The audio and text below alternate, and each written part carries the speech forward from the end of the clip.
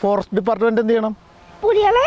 പുലികളെയും സിംഹത്തെയൊക്കെ പിടിച്ച് കാട്ടി കൊണ്ടുവിടണം. അല്ലാണ്ട് മേഞ്ഞ് നടക്കുന്ന നിങ്ങളുടെ ജോലിയും ഇതിനെയൊക്കെ പിടിക്കുക, കാട്ടിലേക്ക് വിടുക, അവിടെ നിന്ന് ഇറങ്ങാതിരിക്കാനുള്ള ശ്രമം നടത്തുക എന്നുള്ളതാണ്. നമസ്കാരം. ഞാനിപ്പോൾ ഉള്ളത് വയനാടാണ്. ഞാനിവിടെ വന്നു കഴിഞ്ഞാൽ എൻ്റെ വൈഫ് ഹൗസ് ഇവിടെയാണ്. അപ്പോൾ നെറ്റ്വർക്കിന് വേണ്ടിയിട്ട് അല്ലെങ്കിൽ മൊബൈലിൻ്റെ നെറ്റ്വർക്ക് കിട്ടണമെങ്കിൽ ഞാൻ ഈ മലമുകളിൽ കയറിയിരിക്കണം. അങ്ങനെ ഞങ്ങൾ രാത്രിയാവുമ്പോൾ ഞങ്ങൾ ഇവിടെ വരും. ഇവിടെ ഇരുന്നാണ് ഞങ്ങൾ മൊബൈലിൽ ഇങ്ങനെ കുത്തി കളിച്ചുകൊണ്ടിരിക്കണം. അപ്പോഴാണ് ഇവിടെ റേഞ്ച് ഉണ്ടാവുള്ളൂ. അങ്ങനെ ഇവിടെ വന്നാർന്ന് ഇവിടെ ഇരിക്കും. രാത്രി ഒരു 10-11 മണി വരെയൊക്കെ ആകുമ്പോൾ ഇരിക്കും. അത് കഴിയുമ്പോൾ നേരെ വീട്ടിലേക്ക് പോകും. അങ്ങനെ ഇരിക്കാൻ നേരത്ത് കഴിഞ്ഞ ഒരു 2.5 മാസം മുമ്പ് മെയിൻ സ്ട്രീം മീഡിയാസ് കംപ്ലീറ്റ് ഒരു വാർത്ത ചെയ്ത് ഓർമ്മയുണ്ടോ? രാത്രി പുലി വന്നൊരു വീട്ടിൽ നിന്ന് പട്ടീനെ പിടിച്ചുകൊണ്ട് പോയത്. ദാ കടന്ന വീട്. ഇവിടെ വന്നിരുന്ന അങ്ങോട്ടൊക്കെ ആ ഫാൻറ്റം റോക്ക് കാണാം. ഫാൻറ്റം റോക്കൊക്കെ ഇവിടെ നിന്ന് ഇങ്ങനെ കാണാം നമുക്ക് നേരിട്ട്. അവിടെ ഒരാൾ വന്നാൽ പോലും ആളെ ഫേസൊന്നും നമുക്കറിയാൻ പറ്റത്തില്ല. എന്നാലും അവിടെ വണ്ടികളുണ്ട്, ആളുണ്ടെന്നൊക്കെ നമുക്ക് ഇവിടെ ഇരുന്ന് കാണാം. പിന്നെ അതിൻ്റെ അപ്പുറത്തൊരു പാറക്കുളം കണ്ട. ആ പാറക്കുളത്തിൽ പോയിട്ട് വൈകുന്നേരം ഇരുന്ന് ചൂണ്ടയിടുക. അല്ല വെനിജ, എന്തൊക്കെയാണ് നമ്മൾ ഇവിടുത്തെ ആക്ടിവിറ്റികൾ പറഞ്ഞു കൊടുത്ത്?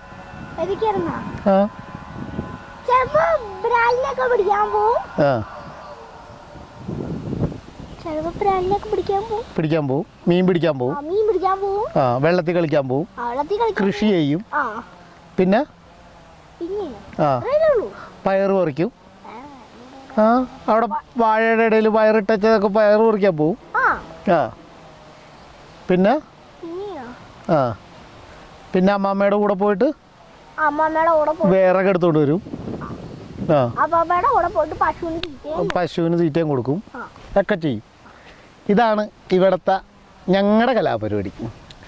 വയനാട് വന്ന ഇതാണ് ഞങ്ങളുടെ തീരം പരിപാടി.